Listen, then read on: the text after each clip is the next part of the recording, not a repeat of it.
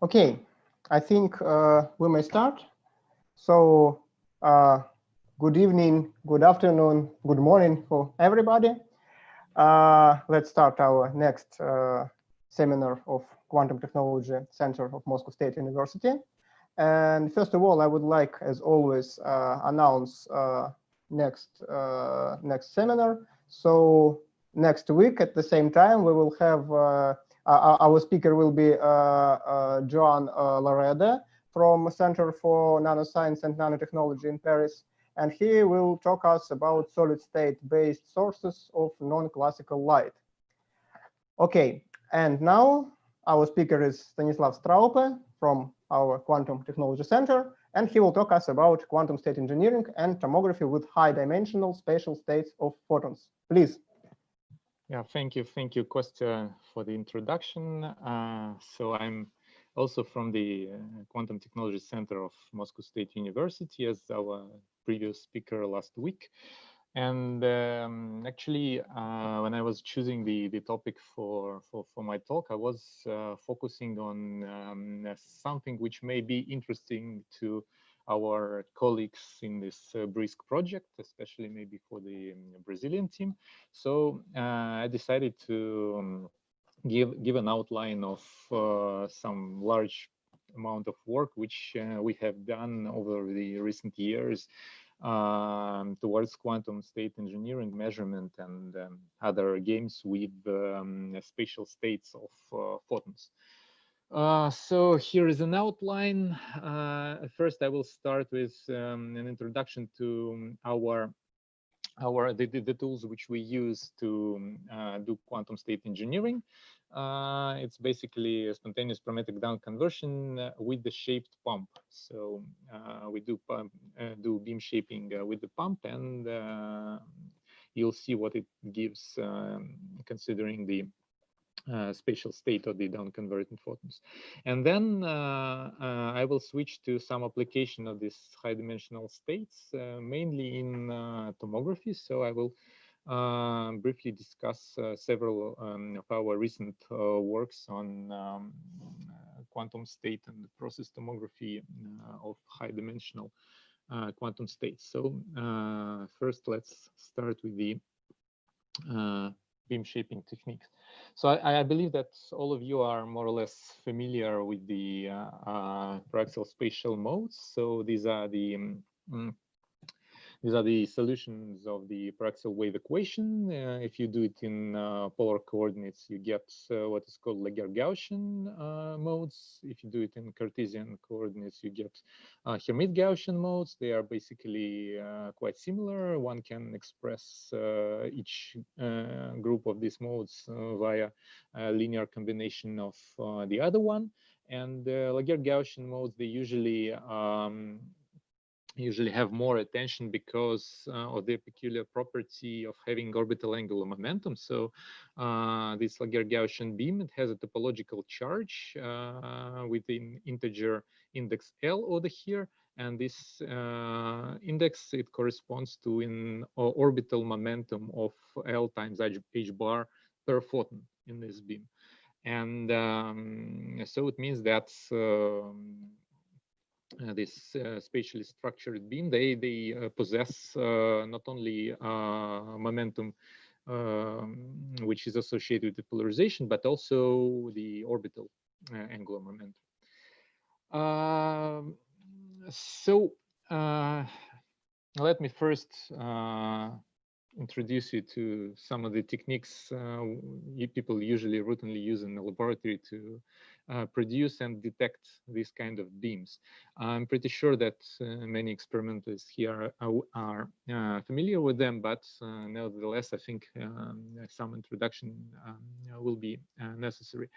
So nowadays we use holograms which are displayed on active liquid crystals devices, so-called spatial light modulators. You can obviously use like just a static hologram recorded on a photographic plate or a piece of glass, but it's convenient to use an active device, which is a liquid crystal display, basically a phase-only display where each pixel can introduce an arbitrary pixel. Each pixel can introduce an arbitrary phase shift to the beam. So basically, if you want to create some mode, for example, the Hermite-Gaussian one, in our case, you just imprint the phase profile of this mode to the beam.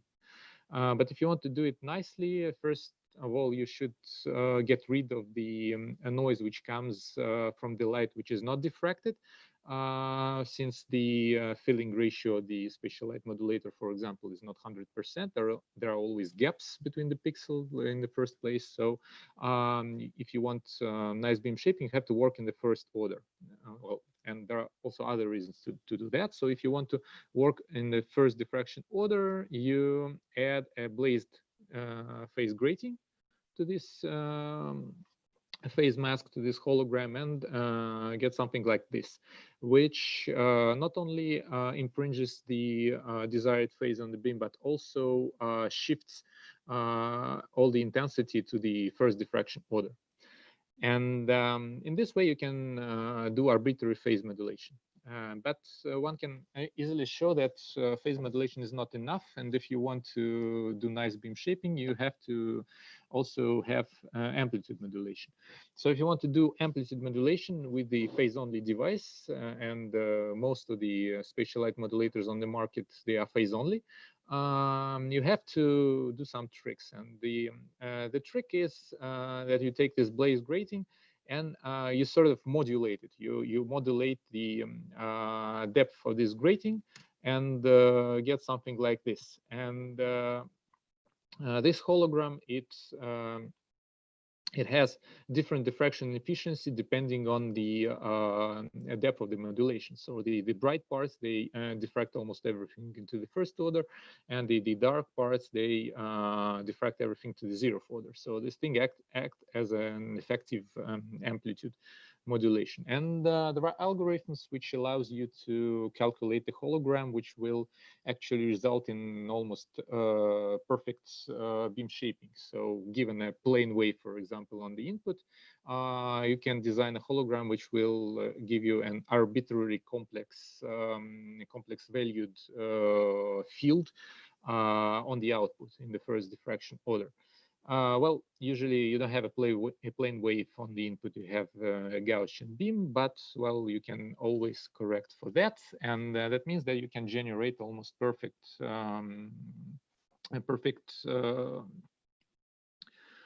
fields to the shape which you like. So, for example, you can get these beautiful pictures. This is just to illustrate that you can really do nice beam shaping.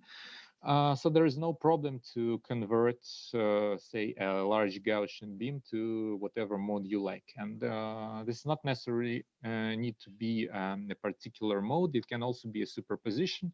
Actually, an arbitrary complex profile of the field may be created in this way. Then the second thing you need to do if you want to do quantum optics experiments with spatial state, you need to do state detection. This thing can also be done with the spatial light modulator. So the easiest idea one can come up with is to actually reverse the generation procedure. So you sort of run it all backwards and hope that if you display on the spatial light modulator a hologram which corresponds to, say, a particular beam shape, then this beam should be transformed to a plane wave or to a Gaussian beam, which you can later filter with a single mode fiber. So, well, this works to some extent. So, for example, this hologram can act as a mode filter, which is illustrated here. For example, if you send the Gaussian beam to this hologram, right, when after reflection, it turns into something which looks like a Hermite-Gaussian mode of the first order. Here, for illustration, I've decided to put the first order Hermite-Gaussian beam here. At the same time, if the first order mode is impinged on this hologram, then it's transformed into something looking like a Gaussian beam. Yeah, this then when you focus this Gaussian beam to a single mode fiber here, you get a convolution of the spatial profile of this beam on the facet of the fiber with the eigenmode of the fiber, which is well, almost perfectly Gaussian. So if you convolve two Gaussians here, everything's got transmitted, and you have a click on the detector. Yeah. So if you imagine that we are working with single photons, that it means that this photon will be transmitted through the single mode fiber, and you get a click on the detector. Right? If you work with just bright classical beams, it means that you'll have like some high level of intensity on this detector. Then at the same time, if your initial mode was not matching the hologram which you displayed, like the hologram was first order mode and your impingent photon was in Gaussian mode, for example, then it will be turned into something orthogonal to the eigenmode of the fiber and will not be transmitted, and you will have no click. So this works to some extent. Yeah. So obviously, this transformation is not perfect, and it preserves parity, for example. So you can perfectly distinguish modes of different parities, for example.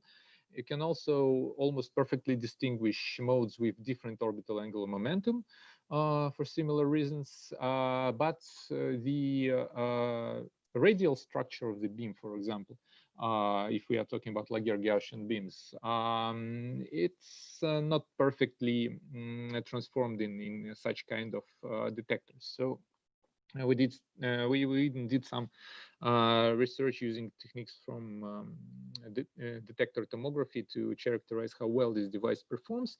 So if you're interested, you may take a look at this quite rather old paper already. But well, nevertheless, it works nice enough such that you can correct that later in some post-processing, and we'll talk about it a bit later. So now let's turn to the state generation process. So our favorite tool is spontaneous parametric down conversion, which is as you all know, like a process of spontaneous decay of a pump photon into something. Well, strictly speaking, the quantum state of light which comes out of the nonlinear crystal with chi2 nonlinearity is a squeezed vacuum. But if the parametric gain is small enough, then you can tell that it contains a large vacuum component and a small component with two photons in a so-called signal and Euler mode. And the shape of this mode is described by this wave function, which is called the biphoton amplitude. And it actually determines all the spatial properties of these photon pairs. For example, it determines the degree of spatial entanglement. So if we want to generate spatial entangled state, we need to focus on the shape of this biphoton amplitude or biphoton wave function, so to say. So the one of the ways to analyze it is to perform the so-called Schmidt decomposition. So you basically take this function of two variables and you decompose it into this infinite sum of products of function of a single variable. So here only the variables corresponding to the signal photon are present in the first function, and in the second one you only have the variables corresponding to the second photon. And these coefficients, they determine the degree of entanglement. So obviously, if you have only a single term in this sum, then the state is factorized, and then the photons are not spatially entangled; they are in a factorized state. And the more terms you have in this sum, the larger is the degree of entanglement. And these coefficients, they are actually exactly the eigenvalues of a single photon density matrix. So they sum up to unity, but their squares, they sum up to something less than unity, and you can introduce the Schmidt number, which is this thing, which is characterizing the degree of spatial entanglement.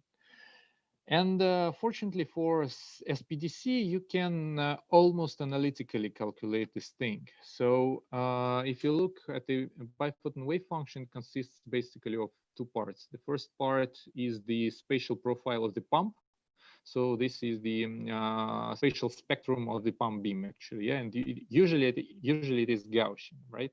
Although in our experiments, so we will play with this part to get interesting shapes of the biphoton amplitude. And the second part, it is actually the shape of the phase matching in the crystal, and it's a sinc function. And well, if you do some approximation and you replace the sinc function with a Gaussian, then you get the biphoton wave function in the so-called double Gaussian approximation. So in this case, you can actually analytically calculate the Schmidt modes and the Schmidt number. And this Schmidt number, it has a very simple form.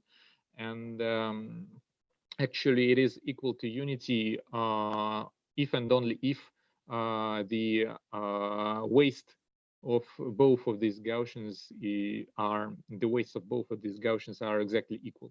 So in all other cases, there is some spatial entanglement present. So how do the Schmidt modes look like? Again, in a double Gaussian approximation, they are just the Hermite-Gaussian modes. So you can basically take this function and perform a decomposition in, well, whatever basis you like. If you choose the basis of Hermite-Gaussian modes, then you get something like this. This you can do for any function. But if you choose the size of these modes properly, you get the form of the Schmidt decomposition, where basically this sum contains only perfectly correlated modes of the same order for the first and the second photon. So, well, it may look a little bit ugly, so let me better show the picture. So this is the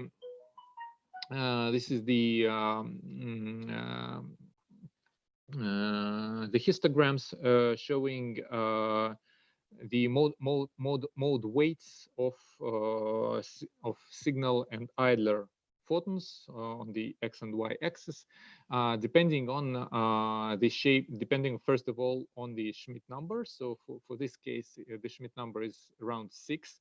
So there is like some spatial entanglement present. So the Schmidt decomposition, which corresponds to this case in the center, where the wastes of the detection modes are chosen properly, so like this, it means that all the so both the signal and the idler photons, they're perfectly correlated in their spatial shapes. So if you, for example, detect the first photon in a Gaussian mode, then you always detect the second one also in a Gaussian mode. And if you detect it in some, I don't know, the third order mode, then the other one you also detect in the third order mode. If you choose the detection mode differently, you have some unwanted correlations here. So what will be interesting to us, so this thing is well known, what will be interesting to us is how this thing behaves if you take a shaped pump. So this thing is drawn for a Gaussian beam, Gaussian pump beam. So what if we switch to, for example, a Hermite-Gaussian beam of the first order?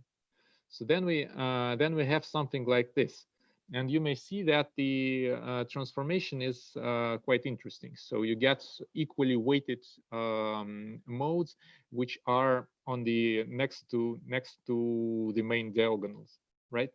Then you can increase the mode order, and then you get some peculiar shapes, which was first described theoretically in this paper below by Stephen Walburn, who is now in Brazil, as far as I know, by the way.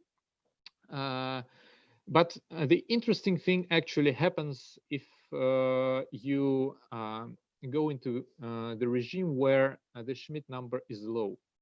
So if you go to the regime where with a Gaussian beam, your spatial state of photon is factorized, then you'll get something like this.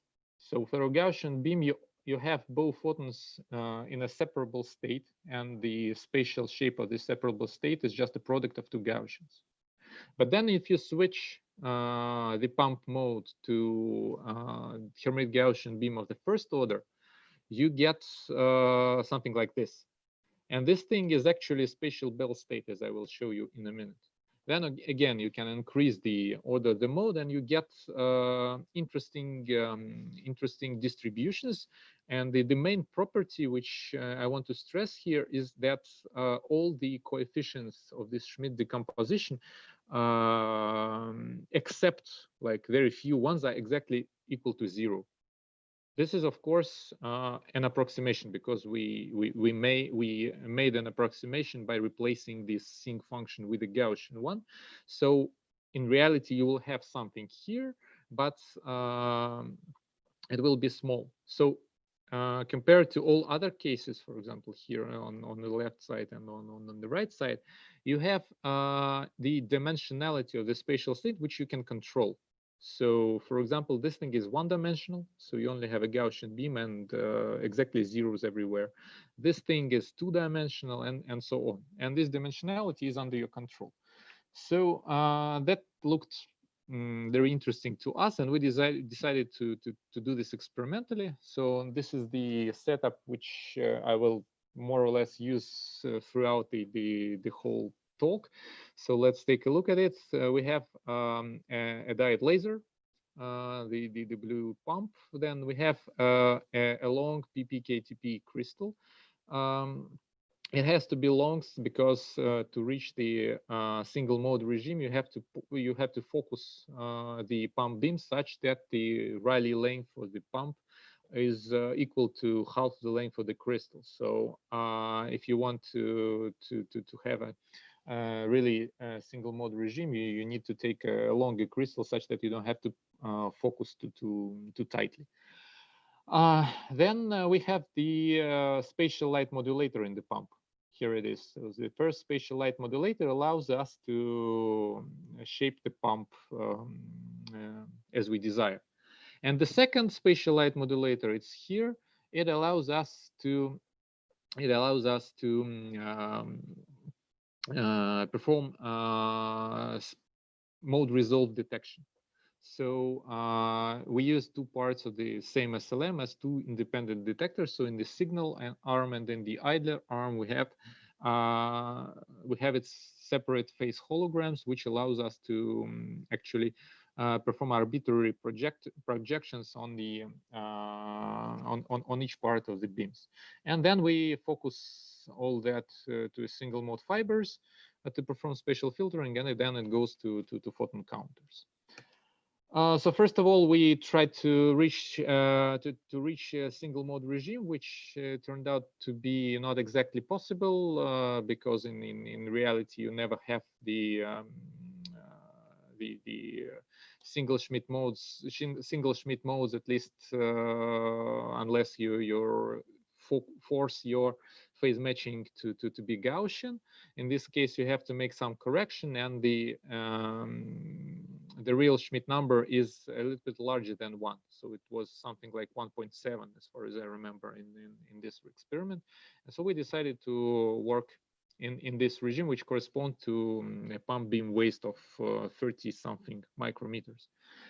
So then with this fixed pump beam shape, let us look at what happens if we perform beam shaping to the pump. So if you use a pump with an ordinary Gaussian shape, you have a very dull distribution. So you see that both signal and idler photons, they are in a Gaussian mode, and everything else is almost absent, which corresponds to a factorized non-entangled state. Then if you switch to a Hermite-Gaussian mode as the first order, you get this thing as predicted by Wolbrand and Pimentel. And the weights of these two components are exactly equal, and all the rest is equal to 0. Well, then for higher order modes, you get something larger. So this thing, if you look at it more carefully, it actually is a Bell state. So it's a Bell state of a bit unconventional form. So it has the two components. They have the form of product of a Hermite-Gaussian function of 0 order and Hermite-Gaussian function of the first order. And the second term in the superposition is the similar, but with the both photon interchanged. So the shape of it is exactly the psi plus Bell state. So you may pictorially imagine it like this. So you have a Hermite-Gaussian pump of the first order, which decays into one photon which has a Gaussian shape and the other photon which has a Hermite-Gaussian shape, or vice versa. And both these decay channels, they are indistinguishable, so they interfere, and you have the superposition here. And the interesting thing about it is that you have nothing else. Well, in reality, you have something here because you can never reach the perfect single Schmidt mode regime, but it's strongly suppressed compared, for example, to the case when you want to, for example, filter it out of a multi-mode radiation. So then what do you do with the Bell state? You violate Bell inequalities, right? So this can also demonstrate how well can you perform mode resolved detection. So if you put a hologram in each of the signal and idler mode, which correspond to a superposition of a Gaussian beam and Hermite-Gaussian beam of the first order with a variable coefficient, and you vary this coefficient, then pretty much like in the ordinary, say, Bell state of 2 qubits, you get this sinusoidal variation of the coincidence counts, where the phase of this sine function depends on the actually relative angle between the holograms, so to say, in each of the beams. And then you can do CHSH. You can measure the CHSH quantity and observe a clear violation, which tells you that indeed the thing is spatially entangled.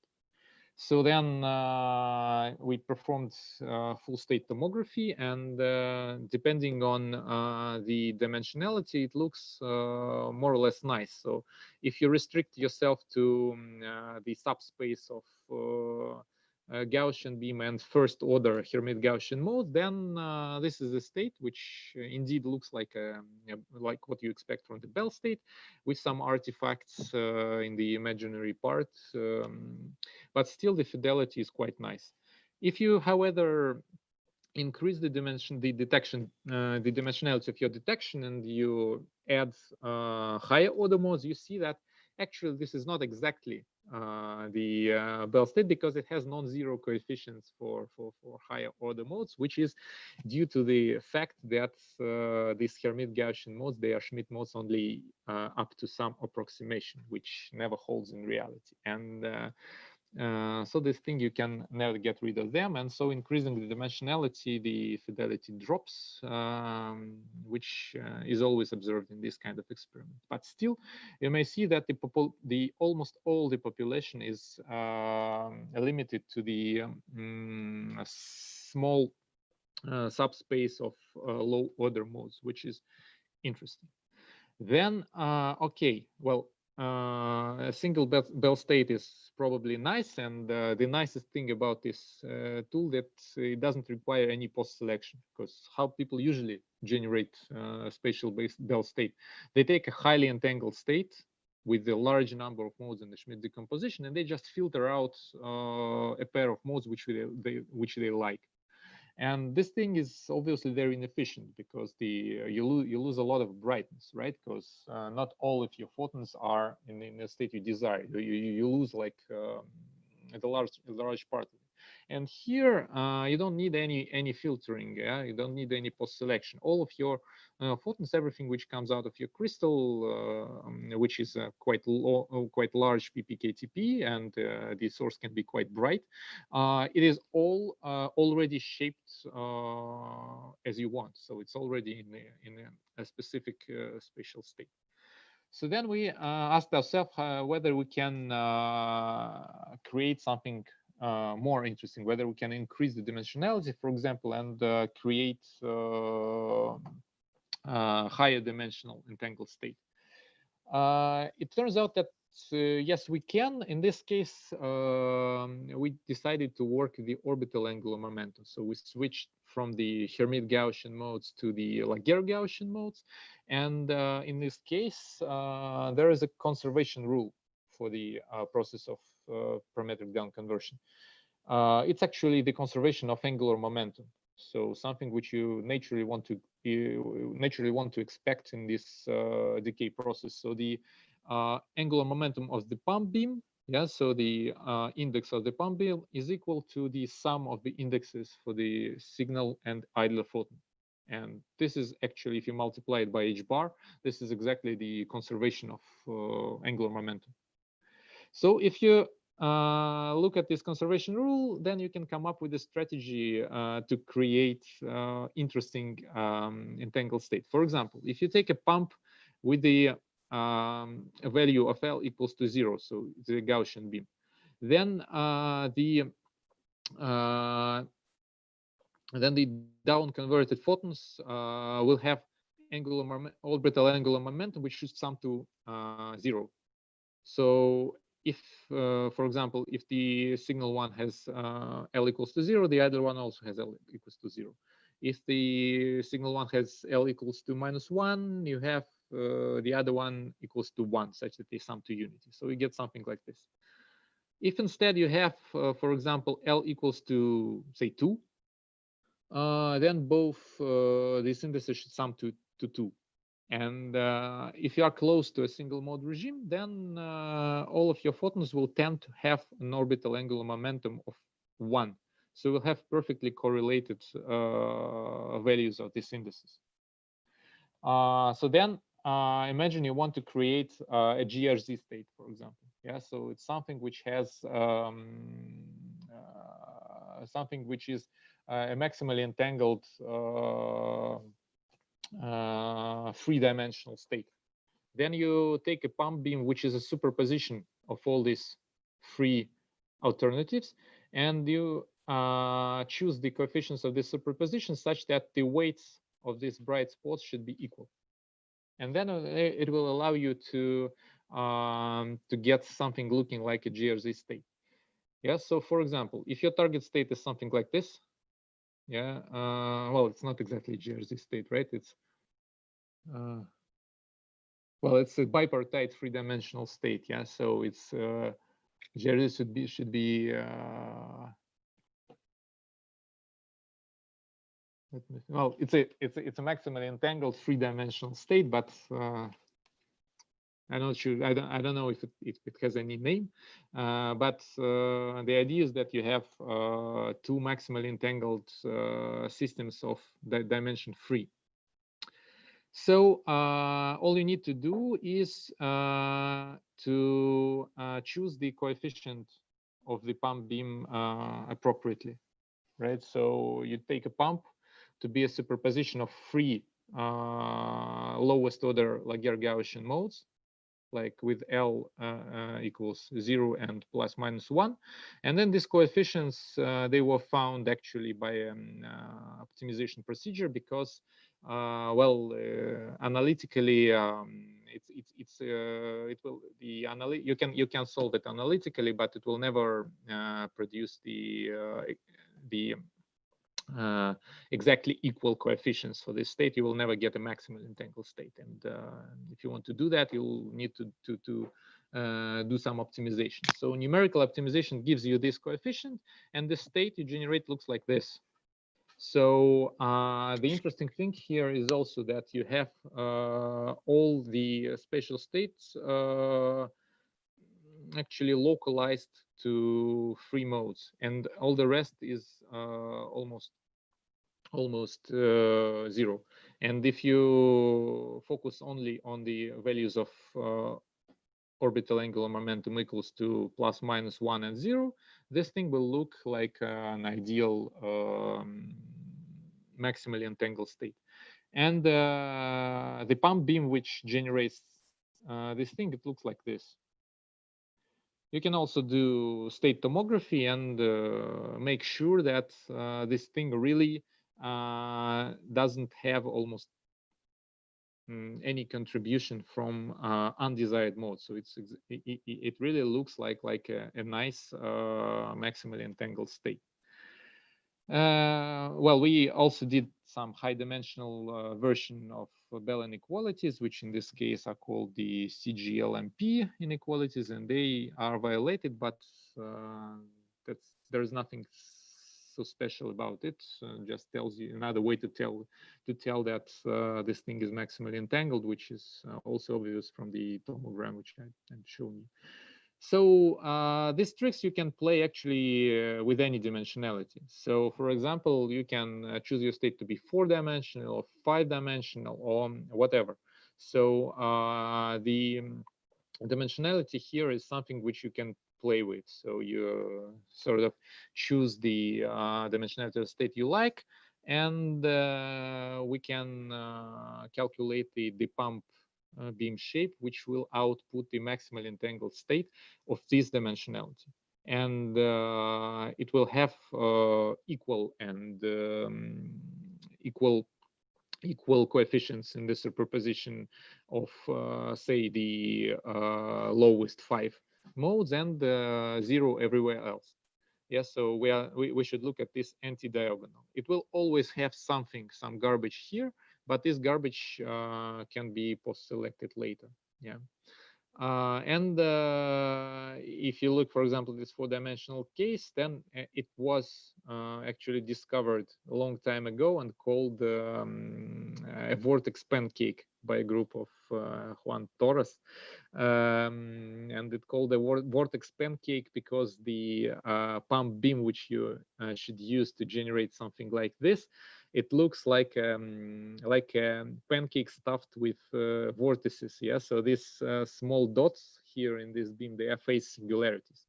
Yeah, so these small dots, they are basically the phase singularities in the pump beam, and the total angular momentum of this pump is a sum of the angular momentum corresponding to each of these phase singularities. And well, it somehow reminded GP Torres a pancake, and so that's why now it bears this funny name. So this was done a couple years ago, and we can actually do things like this. So now this is like the first part. I think I still have something like 20 minutes, right?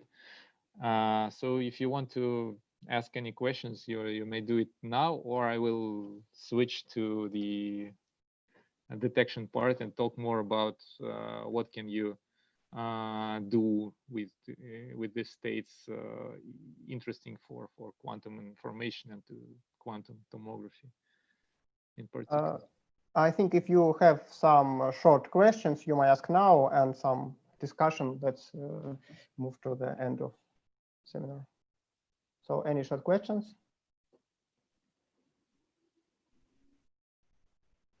Looks like that doesn't seem to be the case. Okay, so then I will. Yes, sorry. I have a question. Yes. Very short one. I want to know what's the fidelity of the measure 2Q3 entangled state of slide 19. You mean this one? Yeah, exactly. I don't remember it from of the top of my head, but I can look up after the seminar and tell you. I think it should be in the paper. Okay. Yeah, but I don't remember the number. I think for a Q-treat, it should, for a Q-treat, well, it depends on how do you define it. Yeah, so if you look at the larger space, yeah, it will be probably not very nice. But if you only focus on the subspace where the photons have equal orbital angular momentum, that it will be quite high. Okay, thank you. So let me first introduce you to the idea of adaptive quantum tomography and what can actually adaptive algorithms bring to state reconstruction in general. And then I will show you some experimental results with these high dimensional states. So basically, I think you all know what quantum tomography is. So the rules of the game are as following. You take a quantum state. Well, in general, it's some mixed state described by a density matrix rho, and you have a large number of copies of it. Then you perform measurements on these copies and perform some statistical reconstruction, which gives you an estimate of this density matrix. Right, and the measurement which you perform, you are free to choose, and the choice of these measurements we will denote by some settings of your experimental apparatus alpha. Yeah, then obviously the outcomes of your measurement are governed by the Born's rule, and so using the probabilities which you infer from this statistics, they allow you to reconstruct the state somehow. So the whole idea of quantum state tomography is to get the as precise a reconstruction as possible with as few measurements as possible, right? So the less data, the better, the faster you can do it, and the less states you waste. So how many measurements do we need? Actually, there are known bounds. So if your figure of merit is fidelity, and you calculate the fidelity between, well, let's say some true state and your estimate of it, then it is known that infidelity, which is 1 minus f, it is always larger than this quantity. So its k is like 1 over n. And this bound, it's only achievable for collective measurements. Well, you take all this n system, and you somehow store them in a quantum memory and perform a collective measurement with all of them, which is obviously absolutely impractical in real experiments. So if you can only measure them one by one, then there is another bound, which is called the Gil-Massar bound, and it also shows quite a favorable scaling, which is 1 over n as well. Yeah, just the prefactor is a bit larger. Yes, and the interesting thing that this should be achievable in an ordinary setting, which I've just shown you, where you measure your system individually, like one by one. The question is, well, how to achieve it? And it turns out that it's not that easy. For example, if you take a standard quantum tomography protocol where you measure, for example, in a mutually unbiased basis. Yeah, so you have a single basis, for example, for a qubit case here, and the other one. So this is the Bloch sphere, right? So this is one measurement basis. This is the other measurement basis. And it turns out that unless you are lucky and your state exactly coincide with one of the vectors in your measurement basis, then if your state is pure, then the scaling of your infidelity is not 1 over n, but 1 over square root of n, which is much worse, obviously, right? And the only way to actually achieve 1 over n for pure states is to somehow choose the measurements such that they coincide with the true state, which is obviously unknown to you in advance. So how to do it? You need some kind of adaptive strategy where you take into account the information from the previous measurement and you feed it back to the next one, forward to the next one, such that you can choose them smartly. Yeah, so you introduce this adaptive feedback where you choose the measurement settings in such a way that they allow you to extract more information about the state, given that you already know something about it. And one way of doing it is actually by implementing the Bayesian approach to statistical estimation, where this choice of measurement is formulated as an optimization task. So your task is to maximize the some expected value of some utility function. This utility function, it may be your fidelity or something else. For example, in this work, it was proposed to use the so-called information gain, which tells you, well, roughly speaking, how much information about the state do you extract from every successive measurement. So more or less, you can make this optimization procedure and extract the optimal strategy to choose the measurement. And it works. It gives you actually the ultimate possible precision given by the Gil-Mazar bound. So for qubits, for example, this is the experimental results we get, so like quite a long time ago already. And you may see that this thin red line, this is the Gil-Mazar bound actually. So it's the best you can do with individual measurements, right? And this dashed line, it's the best you can do with whatever measurements. Like even if you have access to collective measurements, you cannot do better than this. And the blue actually experimental results, they're shown by this blue line, and you can see that they saturate this bound. So it's the practically the best protocol you can have. But the question is that, well, for qubits, it's easy because you can do whatever measurement you like. Yeah, it's very easy to do measurement for polarization qubit, for example, or for its spatial analog too. But when it comes to the higher dimensional systems, it's not so easy to do that. And then basically a typical setup, as I've shown, it looks like this, and you have two separate subsystems here. You measure one of them, and here you measure the other one here. And it means that you cannot choose arbitrary measurements. Yeah, for example, if you want to project on an entangled state, then you cannot do it with this measurement, because you can only project on some separate states, right? So you can put some specific hologram here and specific hologram here, and that will correspond to factorized projectors, right? So your measurement will always look like this. And moreover, as soon as the dimensionality increases, this Bayesian approach to optimization of the measurement, it becomes numerically intractable and quite fast actually. So if you have a dimensionality of say 36, yeah, for moderately six-dimensional basis in each of the beams, then it's absolutely impossible to do Bayesian optimization. So we need some simpler approach, and it turns out that it has. And it turns out that you can take a look at what this Bayesian strategy actually tells you.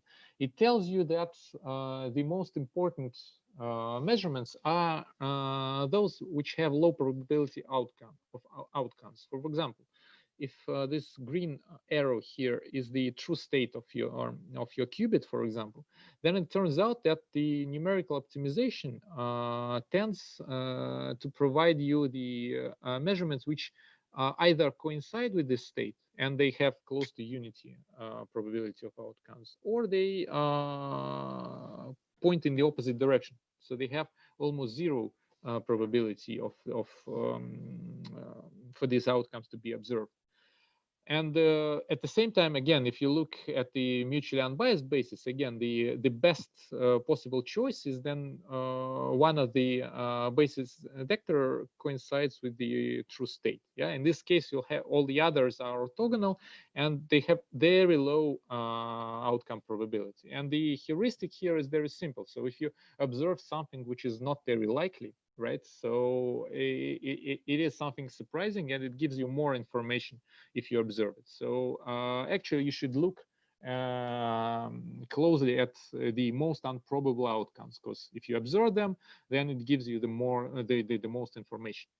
And then you can come up with a protocol which actually specifically looks at the measurements which are orthogonal to the state, because your measurements, they are described by projectors. These projectors are just the state vectors, and you can choose them such that they are orthogonal to the true state. There is some complication with this bipartite structure, but it turns out that you can always choose the vector which is both factorized and orthogonal to the true state. And this we did experimentally, and you can indeed see that there is some advantage for this adaptive strategy in terms of infidelity. So this quantity here, well, it's not exactly infidelity, but it's something almost equal to it, called the Bureau's distance. So let's not come into details here, because you can clearly see that the scaling is different. Well, it's not exactly 1 over n, it's rather like n to the minus 0.7, but it's still much better than just some random non-adaptive strategy.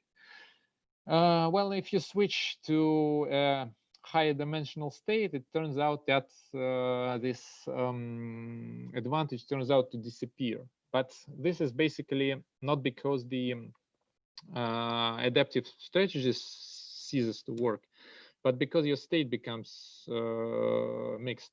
Yeah, so one of the reasons why this doesn't perform as it's supposed to do is because the purity of the state which you have turns out to be quite low.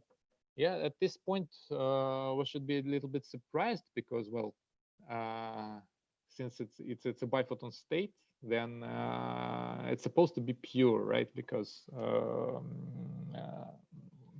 the very form of the state vector, which I showed like on the second slide of my talk, suggests that the state should be pure, and somehow the observed purity of the state is low. So why is that? And it turns out that the problem is, well, there are several reasons for that, but one of them is that the measurements which you perform are not ideal.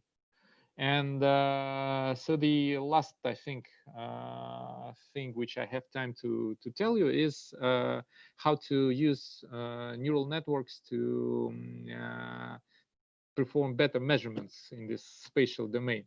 So again, this is the setting for tomography. In this case, it's a general scheme for reconstructing an unknown quantum process. Like, for example, here we can some quantum gate or something which you want to know. And you have some probe states which you let pass through this quantum channel, and you perform some measurements on the output, and then you reconstruct the description of this channel or gate or whatever you have.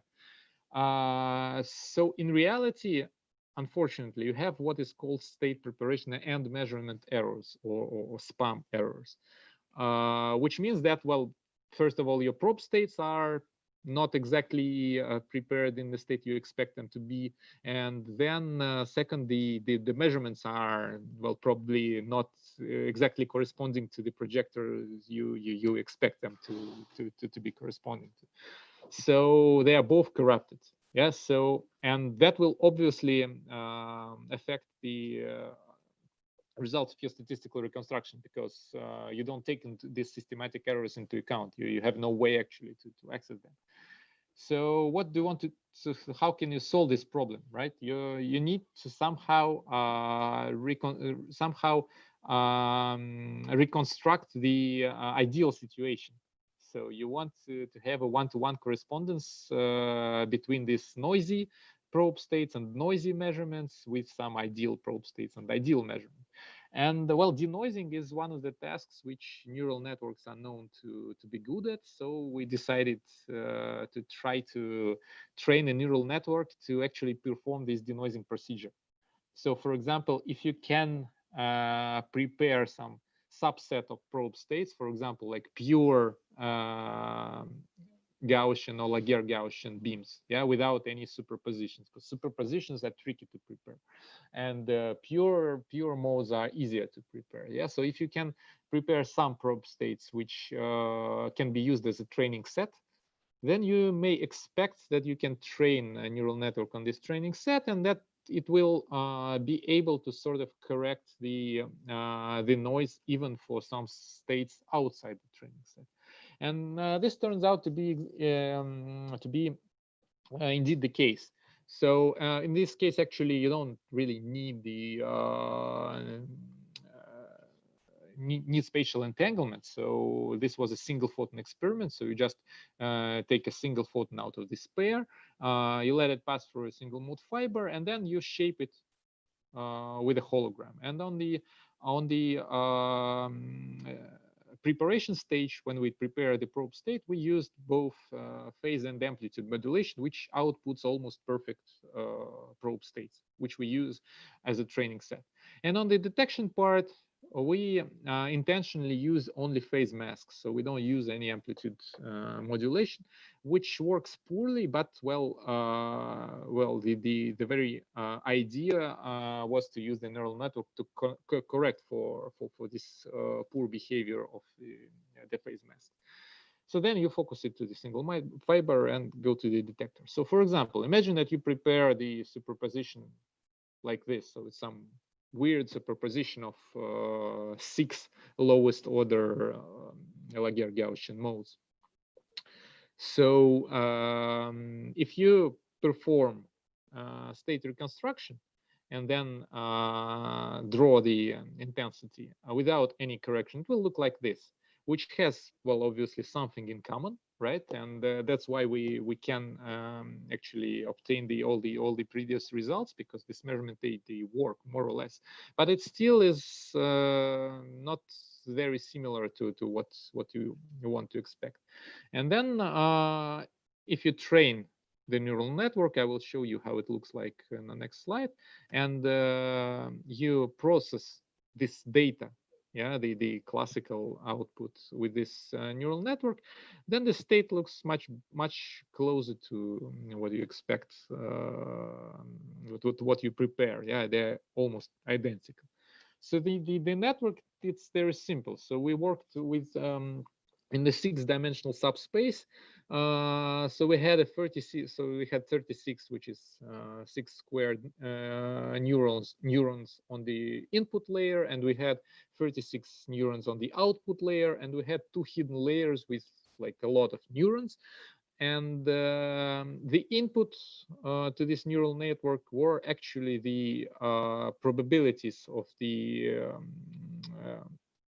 the outcomes which we really observed, and the output was the predicted probabilities corrected for the state preparation and measurement error. And the network was trained on the on some training subsets to minimize the distance between the probability distribution of the which the network outputs and the ideal probability distribution, which you would know for a training set. And then, of course, you test it on the states which are outside the training set. And it turns out that it really works. So, for example, if you take 1,000 random state and you estimate the fidelity of the state reconstruction and plot the histogram, it turns out that if you just take a raw reconstruction without any pre-processing, the fidelity is quite low. Yeah, so but it's a 6-dimensional state. Yeah, so fidelity of 0.6 is actually quite high, because yeah, it's for a random state it will be 1 of the 36, I think, right? So it still shows you that the reconstructed state, it has a lot of in common with the true one, but it's rather low. And if you use pre-processing with the neural networks, it turns out that the fidelity goes up to 0.9 something, and it concentrates near unity. And actually, the reason why the just like, so to say, vanilla reconstruction without any pre-processing doesn't work is shown here. This is the crosstalk of the measurements and the state preparation. So, for example, if your input states are drawn are shown here, and the state which you measure are shown here, then you expect the probability distribution of detecting the state, say psi1, given the input state psi1 to be equal to 1, and for the rest of them it should be equal to their scalar product, right, which should be low. So ideally this thing should look like a diagonal matrix with almost unity on the diagonal, and something like 1 over the dimensionality of the space squared, right? Everywhere else. And in reality, it looks like this. So it looks like a bit like a random noise. And then it turns out that there was actually some kind of a bug in our detection scheme, which can be, which could be corrected. And we did this correction by doing some full process tomography on what happens inside this setup with our spatial state, and then applying the appropriate correction metrics. And after applying this correction, you get something which you expect. Yeah. So then here you get like probability 1 when you measure what you prepared, and some small overlap probability when the projector and the prepared states do not coincide. But even in this case, it turns out that pre-processing the data, sorry, I think it's post-processing, right? Because you do it after measurement. So post-processing the data with the neural network, it actually improves the quality. So still, even if you correct it for the known systematic errors, which you happen to find out in your setup, it still may be useful to do something like this. So if you have a way to prepare a nice training set, then you can hope that at least to some extent the spam errors may be corrected. So again, we have the fidelity, which is already quite high for without neural network preprocessing. Gets even higher after the data pre-processed with the neural networks.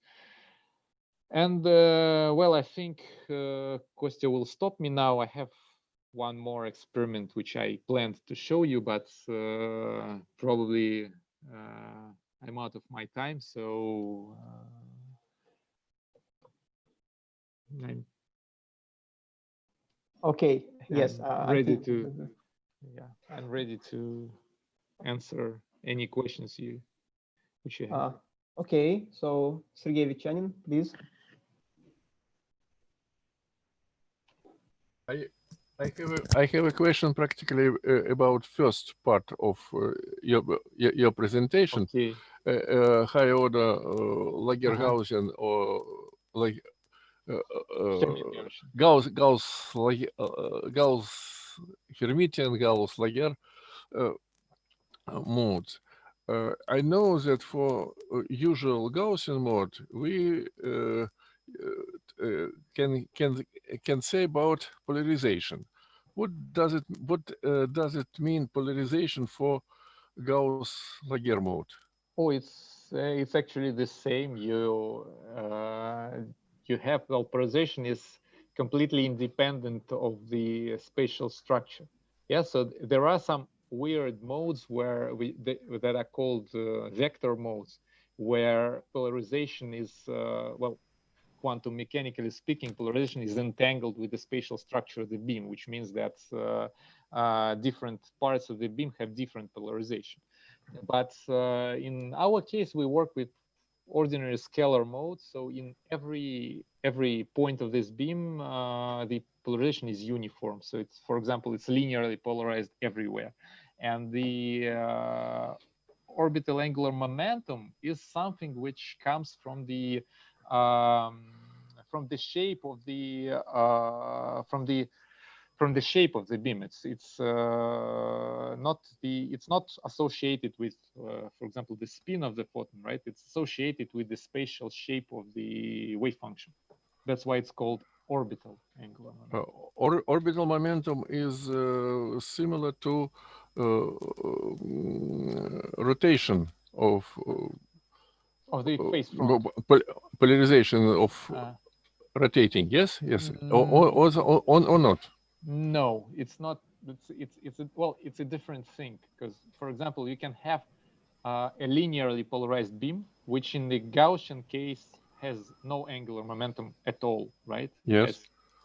And then if you have a linearly polarized Laguerre-Gaussian beam of the first order, it has 1 unit of angular momentum, even though it's linearly polarized. And this angular momentum, it comes from the spiral shape of the phase front. It's like in atomic physics, you have a spin momentum of an electron, and you have the orbital angular momentum, which I see. It's similar. These are two separate quantities. Well, strictly speaking, there are some complications because they cannot always be split apart. But for paraxial beams, they can be thought of as like completely separate quantities. Thank you. Okay, Boris Bandish, please. Thank you for your talk. At the first part of your talk, you said about some states you could engineer, and you show the tomography picture of the states. And my question is, are you actually using quantum tomography as a practical thing? In other words, yeah, like that. In other words, do you use quantum tomography to test your quantum systems? Yeah, so or you have some quantum systems, you know how they work, and you test quantum tomography. Oh no, we do actually. So for example, well, here there's some cheat because ideally, so what we did here, we actually chose a target state, and we did pump shaping to achieve this target state on the output, right? We know some analytical approximations. So for example, which mode we should include there, but the coefficients, they look a bit weird, and they were obtained by optimization. So ideally, you should use feedback from the tomography result. Then you can also include like non-diagonal elements of the density matrix, for example. But we only actually did measurements of the diagonal elements, which are shown here, and use that as a feedback because it just works faster. You don't need that much measurement, right? But ideally, you should do it with the full tomography data. It just turns out that there are some drifts in the experimental setup, for example, and if the data taking takes like 2 days, then probably your drift will change a bit, and the state you actually prepare will be different, right? And the process will never converge, but nevertheless it goes. And then a process tomography, for example. So here, where is this result? Yeah, here, for example. So if you do nothing, your setup works like this, right? And if you perform process tomography, then you can find out that, well, there are some things called GUI phases which we forgot to take into account. And if you take them into account, then your setup turns into a much better machine.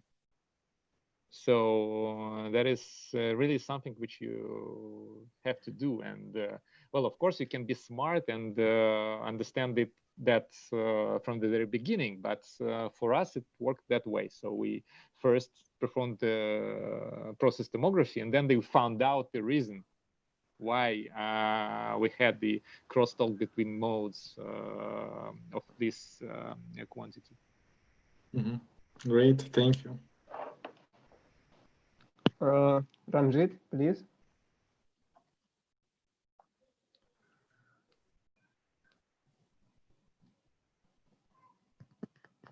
Ranjit, you may ask.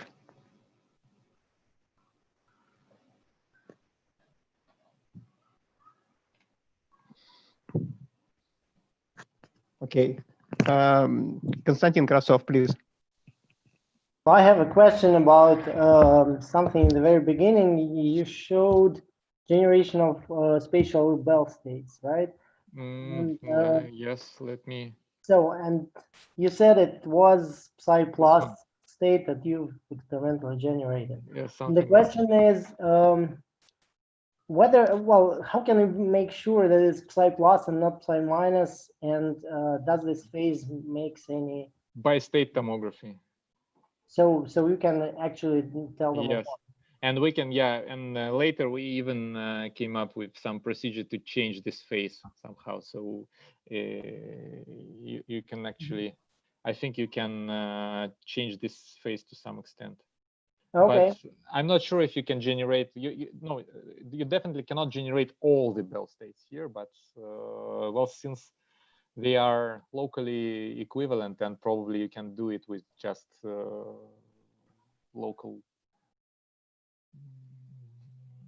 local beam shaping, so to say. So you cannot generate them directly from the crystal, yeah, but all right, thank you. You can do more transformation.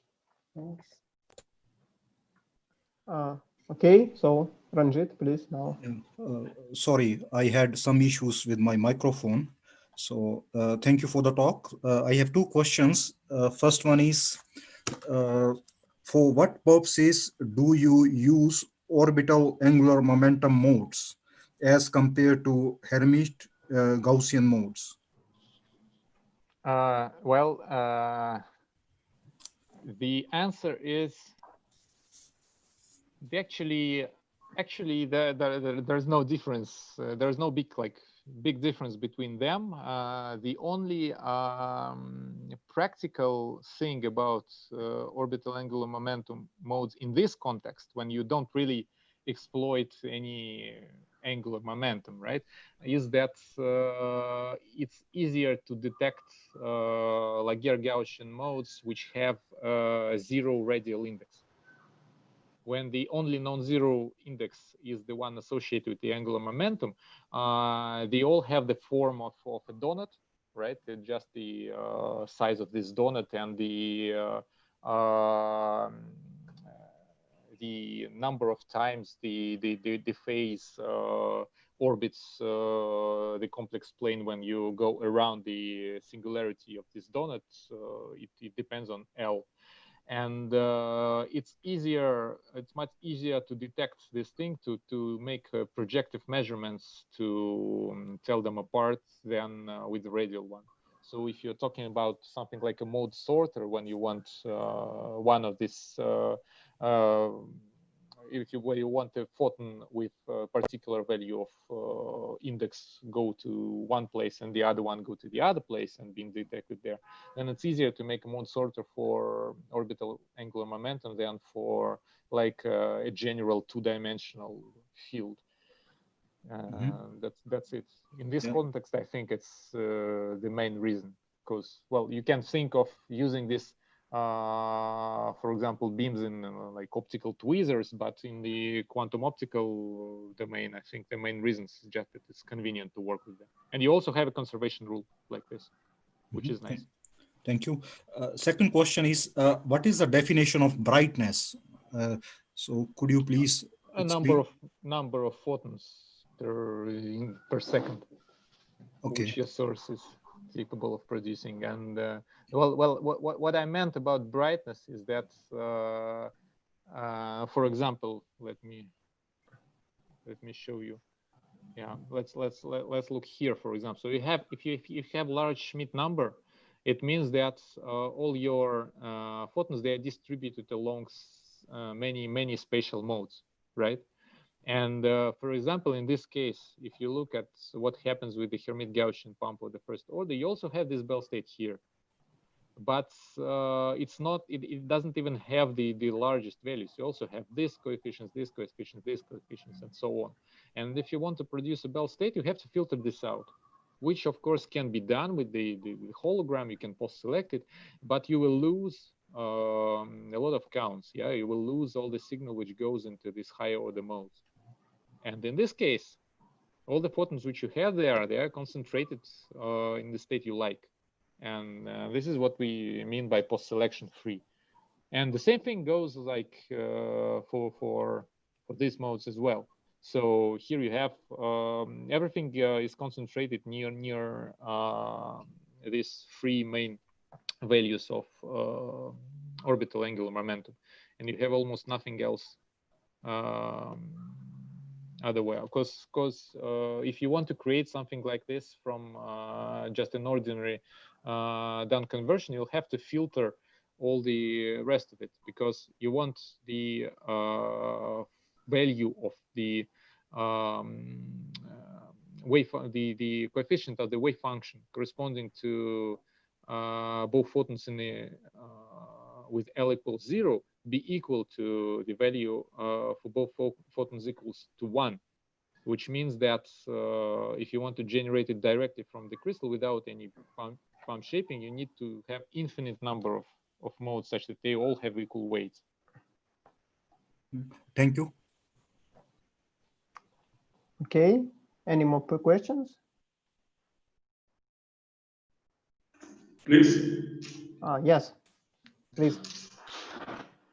So very nice talk. So I didn't have any questions in the first part because I couldn't understand anything. So it was very well explained. And I'd like to make 2 comments and 1 question. So the first comment is that about this Hermite-Gaussian entangled states. So I know Steve Walworth for about almost 20 years when he was a PhD student, and that he has been trying to produce these entangled states with the Hermite-Gaussian modes since then. And it's very nice to see that there have been this big progresses towards these states. But then when I saw you saying that the Bell inequality evaluation was almost perfect with the Bell number about 2.8, and the fidelity of the state was 0.72. So then I said, how was it possible to have a low fidelity and a high violation?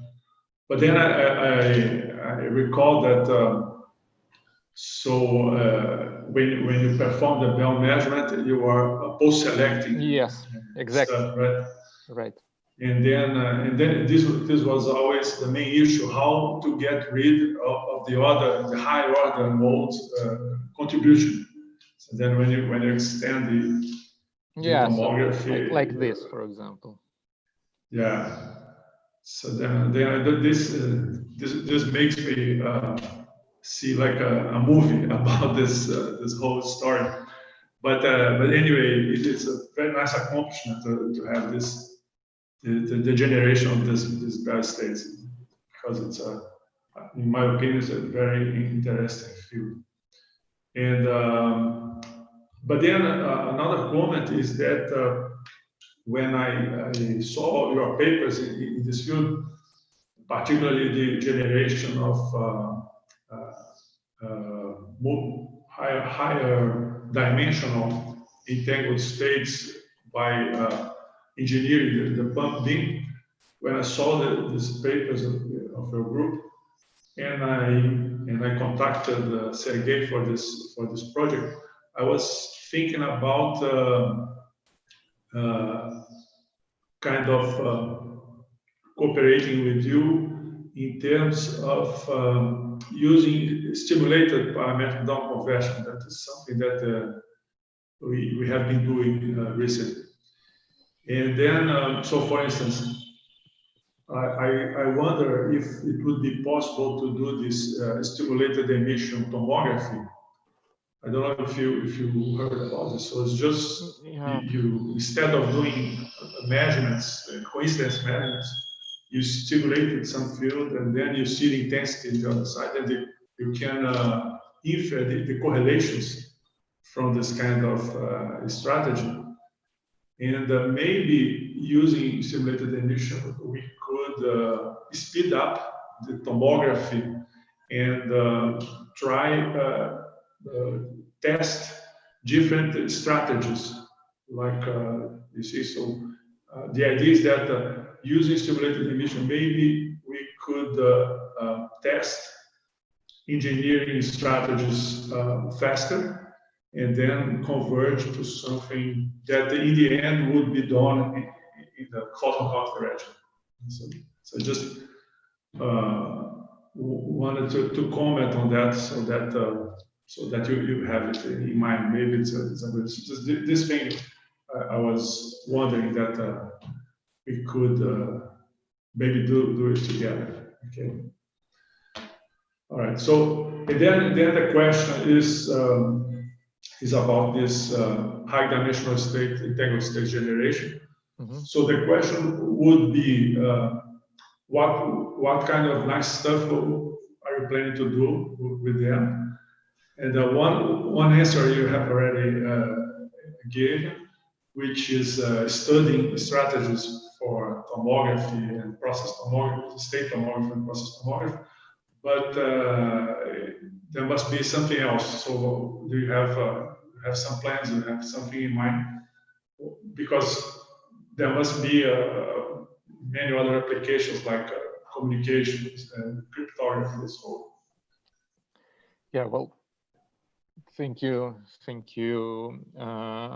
That's actually the question. Oh, let me first comment on the first part.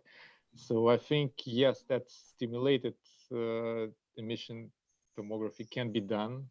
So you can use you can use stimulated PDC with a shaped beam, and you can actually measure these coefficients much faster with the classical detectors, and you can maybe have a fast feedback loop, which is much more efficient than photon counting, right? And it will be probably much faster. So we can think about something like that. And speaking of how to get rid of these contributions, well, first of all, at least part of them come just from the fact that the crystal has a rectangular shape, so the phase matching function is sinc, right? Not Gaussian. Well, actually, I've heard that there are some works where people use these periodically poled crystals with weird structure, which make the phase matching Gaussian actually almost exactly. So you can sort of make domain engineering with these periodically poled crystals, and that gives you also the control of the phase matching function. So probably you can realize something close to an ideal double Gaussian parametric tone conversion, and then you'll have zero modes. But well, I'm not sure how practical that is, but I've seen works like that a couple of years ago, I think. Now, well, about the question, that's a question we keep asking ourselves for a couple of years now. So, well, we found out that this is a perfect test bed for tomography. Yeah, that's good, because you can reach like rather high dimensionality, and you can perform arbitrary measurements, right? Which is not that easy with material qubits, for example. Apart from that, well, obviously communication, yes, I think that, well, we have Kostya Kravtsov somewhere here who is doing free space cryptography and studying how all these beams propagate in turbulent atmosphere. And one thing that he does is that he uses the tools from this quantum state tomography to study atmospheric channels, right? You can also you can try to encode information in these high order beams, and people are doing it in several groups. I'm not sure how practical that is, because you obviously have some advantages, but whether you can build a really practically working QKD system with this high dimensional encoding, I don't know. Because at some point there was a belief that higher order orbital angular momentum state will be more stable in the turbulent atmosphere, like for some mechanistic analogies. But it turns out not to be the case, as far as I know. So the best beam you can have to transmit information in the atmosphere is still Gaussian. So one of the problems is that these higher order modes, they make the secrecy more vulnerable, because it opens up for some kind of attacks. So this is a problem. But of course, the high dimensionality is a very good stuff for encoding more information. I actually thought about some more fundamental experiments, like maybe some quantum information with high-dimensional states. Like, for example, the first thing which we did when we designed this experiment where we can vary the dimensionality, we tried to see the violation of the CGLMP inequalities, which is supposed to be higher for non-maximally entangled states. Yes. So we tried to create non-maximally entangled state, which will provide better violation. But I wouldn't say that the results are convincing. So the violation was, well, almost on the same. So it was quite hard to do. They are still quite noisy, actually, this thing. The other thing is that, again, you can try some dimension witness, for example, something like that. Because here you have actually a knob which you can turn and control the dimensionality. You can really limit the all your states to a subspace of given dimensions, and that makes it a nice candidate to try these tools with dimension witness, for example. But again, I'm not sure how interesting in the long term that is, because you obviously can do it, but then, well, so we are open to any proposals. So we can literally engineer the, so for example, here these coefficients, they may be arbitrary. Yeah, so here we made them equal. Yeah, but we can actually draw whatever distribution you want here. So if there are some interesting quantum information ideas which are relevant to bipartite systems, yeah, so the only restriction is that they are bipartite, right? So we have only two. Your answer made me think about something. When you perform all those measurements, for instance, in the Bell state tomography, you did not measure the order P of the modes, right? You are assuming that P is equal to 0, the radial order. Here, for example, yes. Yeah. But in the Bell state here, these are actually the coefficients in Hermite-Gaussian basis, and so it's a complete two-dimensional state. No, we take into account both coefficients. Yeah. Okay. So, thank you very much. You're welcome. Okay. I think we should just have a separate discussion about possible directions of collaboration. Right. Okay, great. So it looks like there are no more questions, and actually this is the time for the end. So thank you again, Stanislav, for a very interesting talk, and see you all next week at the same time. Goodbye. До свидания. Goodbye. Goodbye. See you. See you. Have a nice week. Bye. Bye. See you.